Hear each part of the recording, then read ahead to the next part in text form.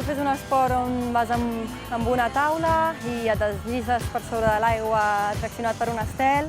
Concretament nosaltres practiquem una modalitat que es diu kite racing, que és la modalitat regata dintre de tot el que és l'esport kiteboarding. I consisteix bàsicament en completar un circuit de boies on es té que fer en el mínim temps possible i guanya el que arriba primer. El tema de la taula, bàsicament, veiem que és una taula de gran volum. Tenim uns footstraps, que són aquests d'aquí. Llavors, el que consta és, segons la posició que vagis, si vas més al llarg o més al través o l'empopada, col·loques el peu d'una forma o d'una altra. Tenim unes aletes molt grans, això el que fa és que ens estabilitza la taula i ens fa que podem senyir molt més amb molt menys vent. Llavors, el que fem nosaltres és generar molt més vent aparent. Veiem que és un kite que és inflable, bàsicament també perquè és molt més pràctic a l'hora d'aixecar-lo de l'aigua. Veiem que té unes costelles. Aquestes costelles el que ens fan és donar-li més rigidesa a tot el que seria la part de la tela que es projecta al vent. Després tenim la barra, cadascú també es personalitza la barra al seu gust. Poden ser línies més fines, més gruixudes, segons com ens agradi més o menys. El tacte, també el freno. Veiem que cadascú es personalitza les barres com més li convé. És una de les modalitats que et dona la sensació més de velocitat. Pel meu gust és la més extrema, en el sentit que tens més sensacions que no fent freestyle o onades. Amb una velocitat de vent de 15 nusos pots anar tranquil·lament a 30-35 nusos per hora, que seria uns 60 per hora.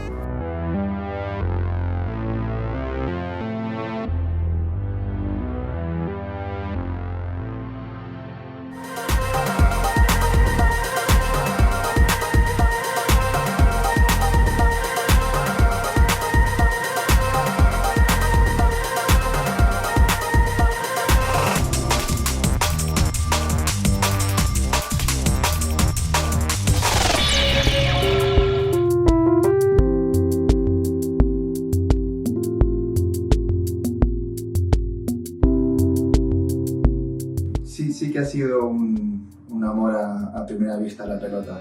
Yo jugaba a rugby, a hockey hierba, pero siempre ya estaba en el club en Argentina que iba al frontón y todos los veranos jugaba con unos amigos. Así que fue algo que siempre me gustó y porque lo jugaba mi hermano. En un momento tuve que decidir qué iba a hacer y empecé a jugar a la pelota.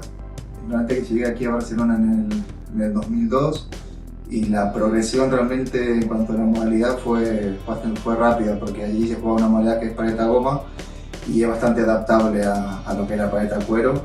Y luego sí que el salto a pala corta es un poquito, se nota bastante por el cambio de peso y de pelota, pero bueno, al ser bastante adaptable sí que la progresión fue rápida. Ya luego sí, en el 2002, ya en el 2004 ya estábamos compitiendo más o menos a un nivel bastante bueno.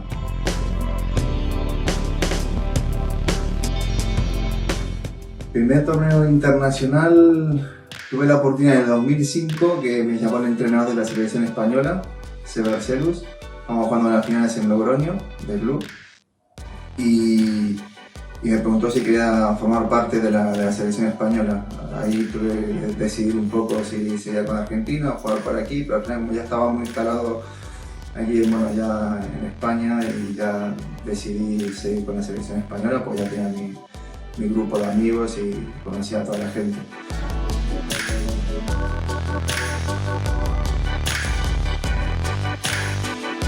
El Mundial 2006 en México, que fuimos a paleta cuero, quedamos subcampeones y fue una experiencia increíble.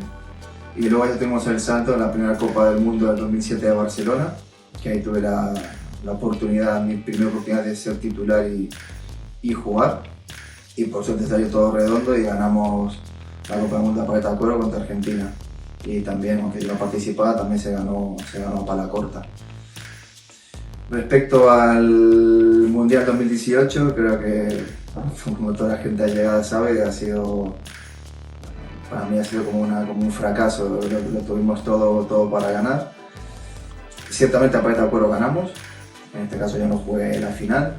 Y el día anterior de la paleta cuero se jugó la final de pala corta. Fuimos todo bien, ganamos el primer partido contra Argentina. Ganamos el partido de liga contra Francia, ganamos contra Cuba y nos plantamos en la final y bueno, la perdimos de 2 puntos. Una final bonita, preciosa, pero bueno, creo que teníamos todo para ganarla y bueno, por algunos detalles no acabamos de redondear el partido y se nos fue, así que la experiencia fue agridulce.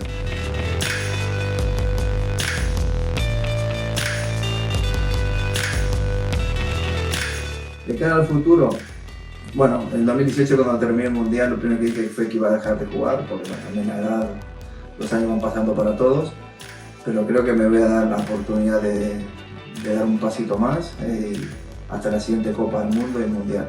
Que será difícil porque hay jóvenes, seguramente, quizás no sé si tendré hueco, pero bueno, yo por mi parte lo intentaré.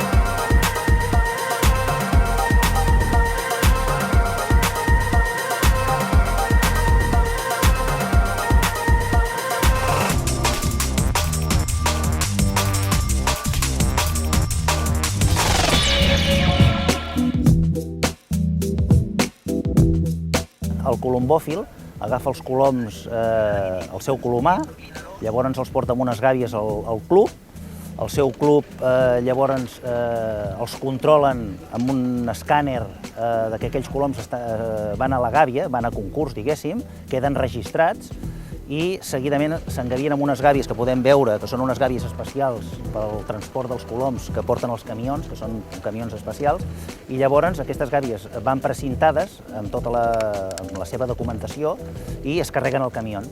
Llavors el camió fan les rutes, les recollides i van cap al punt de solta. I al punt de solta els hi donen el menjar quan correspon i l'aigua, i el dia de la solta es prepara com estan fent ara per poder fer la viada. Són curses de coloms i llavors guanya el colom que el deixem anar d'aquí i ara arribi més aviat, faci més velocitat al seu punt d'arribada, que és el seu colomar. O sigui, el colom els deixen anar d'aquí i llavors cada colom torna al colomar del seu propietari, per diverses societats de clubs de Catalunya.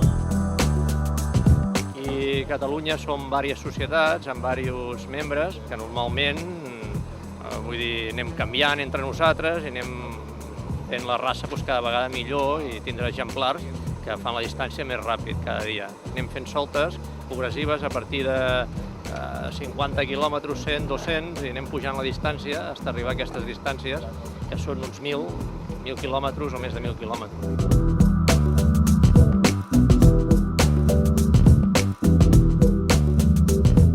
El que faci més velocitat és el que guanya. Això va per velocitat. Són carreres, però, de coloms. Aquests coloms porten un xip, com he dit abans, es registren a l'hora d'estar engaviats i llavors quan arriben a casa hi ha un rellotge, una plataforma que és com un escàner, que quan el colom entra al colomar, entra al seu colomar, queda registrat. Llavors queda registrat a l'hora, els minuts i els segons que arriba aquest colom. I llavors això es recuperen aquests datos, es posen en un ordenador i l'ordenador fa les velocitats i fa la velocitat més alta que ha fet el colom.